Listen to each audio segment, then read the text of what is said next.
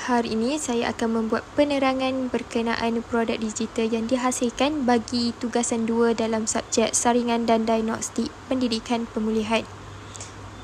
Setelah soalan berjaya dibuat, guru dikehendaki menyalin pautan kuis tersebut dan memberikannya kepada murid.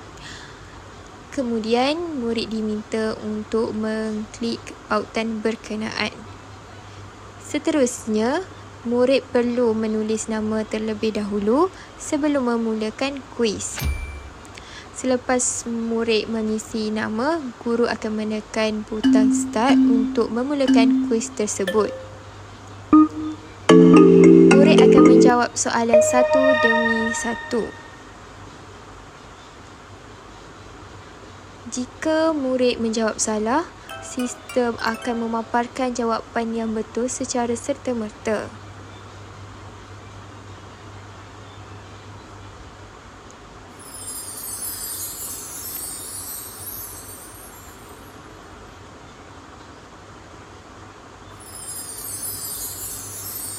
Berikut adalah beberapa soalan yang telah dibuat.